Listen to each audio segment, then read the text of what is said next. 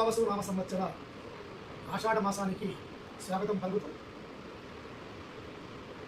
నేటి నుండి ఆషాఢ శుక్ల పాడ్యమి ప్రతిపద గురువారం మొదలుకొని ప్రారంభమైంది. ఈ రోజు నుండి ఈ యూట్యూబ్ ద్వారా ఈ ఆషాఢ మాసంలో ఉండే ప్రత్యేకత, పౌర్ణిమ, గురు పౌర్ణిమ, ఇంకా ఇత్యాది విషయాలు 4 మాటలలో చెప్పాలనే సదుద్దేశం చేత ఈ వీడియోని మీకు అందిస్తున్నాను.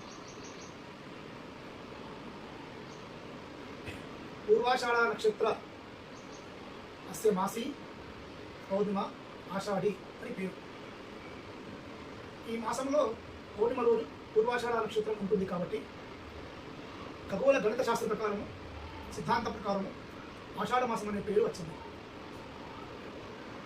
ఆషాఢ మాసంలో మొట్టమొదటి రోజు అద్భుతమైనటువంటి మేఘావృతమై మేఘములు గర్జించి వర్షములు పొడివి పైన అద్భుతంగా పడుతుంటాయని ఆర్యోక్తి. మహాకవి కాళిదాసుల వారు మేఘ సందేశ మహాకావ్యంలో ఆషాఢస్య ప్రథమ దివసే మేఘమాశ్లిష్టసానం వప్రక్రీడ పరిణత గత ప్రేక్షణీయం దదర్శ అని చెప్పండి. విరహరహితుడైనటువంటి కుబేరు నుండి తరిమివేయబడిన యక్షుడు చిత్రకూట పర్వతంలో సంవత్సరం వరకు శిక్షణ అనుభవించే సమయంలో 8 మాసాలు గడిచిపోయినప్పటికీ మిగతా 4 మాసాలలో ఆయన ఇంకా శిక్షణ అనుభవించే సమయంలో ఆషాఢ మాసం మొట్టమొదటి రోజు ఆయన చూడగానే ఆకాశం వైపు మేఘము దట్టమైన భయంకరమైన మేఘం కనిపించింది. తన ప్రేయసిరాలకు అలకాపురిలో సందేశాన్ని పంపించాలి కాబట్టి, ఎలా పంపించాలి అంటే ఆ మేఘం ద్వారా పంపించాలి నిశ్చయించుకున్నారు కాబట్టి అది మేఘ సందేశ మహాకావ్యం అనే పేరు రావడం జరిగింది. కాళిదాస మహాకవి అక్కడ మందాకాంత వృత్తాలలో సంస్కృత భాషలో అద్భుతంగా వర్ణించాడు. నమసి అంటే ఆకాశము. అయితే ఆషాఢ మాసంలో ప్రత్యేకించి అద్భుతమైనటువంటి వర్షాలకు నాంది పలుకుతూ విపరీతమైనటువంటి వర్షాలు పడుతూ రైతులకు వ్యవసాయానికి అవసరమయ్యే జలాలను అద్భుతంగా ఇవ్వడానికి వర్షాలు కురుస్తాయి. ఇది యథార్థం. ఇదే మాసంలో ఆషాఢ మాసము శుక్లపక్షము ఏకాదశి తిథి రోజు తొలి ఏకాదశి అంటారు. ప్రతి నెలకు 2 ఏకాదశులు ఉన్నప్పటికీ ఈ ఏకాదశికి ప్రత్యేకమైనటువంటి తొలి ఏకాదశి, ప్రారంభ ఏకాదశి, పెద్ద ఏకాదశి ఇట్లా పిలుస్తూ ఉంటారు వారి వారి ప్రాంతాలలో. ఆ రోజున శ్రీ మహావిష్ణువు సముద్రంలో ఆదిశేషుని ఆభరణంగా చేసుకొని లక్ష్మీదేవి వక్షస్థలంపై కూర్చోబెట్టుకొని అద్భుతంగా ఉంటారు. ఆ రోజువారి ఆ ఏకాదశి రోజు ఉపవాసం ఉండి ద్వాదశి రోజు పారణ అనగా ప్రాతకాలం నుండి దైవీ కార్యక్రమాలను నిర్వహించి వైకుంఠానికి వెళుతుందని ఆర్యోక్తి. అదే సమాంతరంగా ఆషాఢ మాసంలో వచ్చే పౌర్ణిమ రోజు వ్యాస పౌర్ణిమ, గురు పౌర్ణిమ అని అంటారు. ఎందుకు అంటే మొట్టమొదటి గురువు అఖండ భారతావానికి, అఖండ విశ్వానికి గురువు వేదవ్యాసుల వారు. వ్యాసం వశిష్ఠనప్తారం శక్తే పౌత్ర కల్మషం పరాశరాత్మజం వందే శుభతాతం తపోలిజం. వ్యాసుడు వేదాలన్నీ ఒక దగ్గర ఉన్నప్పుడు అందరికీ అందుబాటులో ఉండాలనే సత్సంకల్పం చేత వేదాలను 4 భాగాలుగా విభజించి ఋగ్వేదము, యజుర్వేదము, సామవేదము, అధర్వణ వేదం అనే భాగాలుగా విభజించి అందరికీ అందించాడు యోగ కళ్యాణం కోసం. కాబట్టి ఆయనను క్రాంతదర్శి అంటారు. అటువంటి వ్యాసుల వారి యొక్క వేదాలను విభజించినటువంటి రోజు కాబట్టి ఆయన గురువులకే గురువు కాబట్టి ఆయన జగద్గురువు అని అంటారు.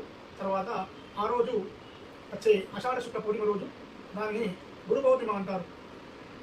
ఆ రోజు గురువును పూజించడం చాలా శ్రేయస్కరం. ఎందుకంటే గురుస్తు గీష్పదవు శ్రేష్ఠే గురువు ఇతరి దుర్భరే అని మనకు శ్రద్ధాంగమ నిఘంటువు చెప్తున్నారు. గురువును పూజించడం ద్వారా మనకు ఎన్నో శుభసూచకాలు కలుగుతాయి. మనకు చదువు చెప్పే గురువు గురువే, మనకు తండ్రి గురువే మొట్టమొదటి వ్యక్తి, మనకన్నా ముందు పుట్టిన సోదరుడు గురువే, మనను ఆపత్తులో రక్షించేవాడు గురువే, సహకరించేవాడు గురువే, మన జీవితంలో మనను అన్ని వైపులా సత్కార్యం వైపు ప్రయాణింపజేసే కాంత అంటే భార్య కూడా మనకు గురువే. కాబట్టి ఆ గురు పౌర్ణిమ రోజు గురువును పూజించడం సంప్రదాయం. సనాతన భారత ఆధ్యాత్మిక మార్గంలో ఎవరైతే ఆ గురు పౌర్ణిమ రోజు గురువును పూజిస్తారో అటువంటి వారికి కూడా ఎన్నో శుభసూచకాలు ఉంటాయని ఆలోక్తి. మనందరికీ కూడా గురువు వేదవ్యాస మహర్షి తదనంతర కాలంలో మన సనాతన ధర్మాన్ని జగద్విఖ్యాతంగా అందరికీ విశ్వవ్యాప్తం చేసినటువంటి ఆదిశంకర భగవత్పాదాచార్యుల వారు కూడా గురువే. వారిని కూడా పూజించవచ్చు, వారు కూడా గురువే. ఆ కోణంలో వారు అద్వైత మతాన్ని స్థాపించి జగత్తులో ఉండే మానవులందరూ ఒకటే, అంతా ఒకటే అనే భావనను ఆయన ప్రతిపాదించినటువంటి సమయం కాబట్టి ఆయనను పూజించాలి. అదే కోణంలో అణచివేతకు గురయ్యే వ్యక్తులందరినీ కూడా కాపాడి అందరికీ దైవ సన్నిధిలో ప్రవేశం తప్పకుండా ఉండవలను భగవద్ దృష్టిలో అందరూ ఒకటే అనే విశ్వవ్యాప్తంగా సమాధానం చెప్పి విశ్వగురువు అయినటువంటి భగవద్ రామానుజుల వారి యొక్క విషయాలు కూడా కొనియాడదగినటువంటివి. ఆయన కూడా విశ్వగురువే. ఆయన నిమిత్తం కూడా గురు పౌర్ణమి కార్యక్రమం నిర్వహించుకోవచ్చు. అదే రీతిలో భగవంతుడు అంతటా ఉన్నాడు, ఎక్కడైనా ఉన్నాడు, లేకుండా లేదే లేడు, తప్పకుండా ఉన్నాడు. ఇంకా కొన్ని సిద్ధాంతాలను ప్రతిపాదించి ద్వైత సిద్ధాంతాన్ని ప్రబోధించినటువంటి మధ్వాచార్యుల వారికి కూడా మనకు గురువులే. ఇలా చెప్పుకుంటూ పోతుంటే చాలాసేపు ఉంటుంది. అయినప్పటికీ కూడా ఆషాఢ మాసంలో మనము గురు పౌర్ణిమను సద్భావాలకు ముగించి మన ఇష్టదేవత స్వరూపిణి అయినటువంటి జగన్మాతను మనం వేడుకుంటూ ఈ ఆషాఢ మాసంలో పౌర్ణిమ తర్వాత అమావాస్య లోపల వచ్చే కొన్ని మంచి రోజులలో తెలంగాణ ఉభయ రాష్ట్రాలలో, ఆంధ్రప్రదేశ్ తెలంగాణ ఉభయ రాష్ట్రాలలో మరియు అఖండ భారతావరిలో అక్కడక్కడ ఎక్కడైనా మనము ఒక అమ్మవారికి మనము నివేదించేటువంటి నైవేద్యాన్ని సమర్పించడం, లోకం సుభిక్షంగా ఉండాలనే రీతిలో మనము అమ్మవారి యొక్క పండుగను కూడా నిర్వహిస్తాము. బోనాలను సమర్పిస్తాం కాబట్టి బోనాల పండుగ అని అంటాం. ఈ బోనాల పండుగ ఈ తెలంగాణ ప్రస్తుతం ఉన్నటువంటి 33 జిల్లాలలో ఈ తెలంగాణలో బోనాల పండుగ చాలా అత్యంత గరీయమైనది, శ్రేష్టమైనది.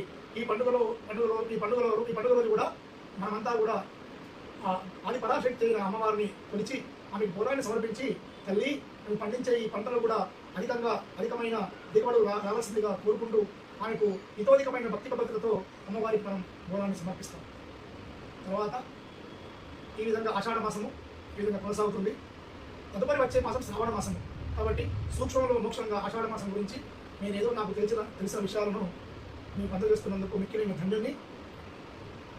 మీరు మీ ఆత్మీయులకు, మీ బంధువులకు, మనందరి ఆత్మీయులకు ఈ యూట్యూబ్ను మీరు విని ఆనందించి 10 మందికి పంపగలిగిన నా యొక్క ఆర్తి ఇట్లు మీ ఆత్మీయ అభిమాన పురోహితులు తెలంగాణ రాష్ట్రాంతర్గత నిర్మల్ జిల్లా నిర్మల్ పట్టణ బ్రహ్మపురి స్థిత హరిహర దేవస్థానములు గతాలపుడి వంశపారంపర్య అర్చకులు ధర్మకర్తలు అయిన కీర్తిశేషులు గుడి నరసింహ సిద్ధాంతి గారి ద్వితీయ పుత్రుడినగు నేను అనగా గుడి రాజేశ్వర శర్మ సిద్ధాంతి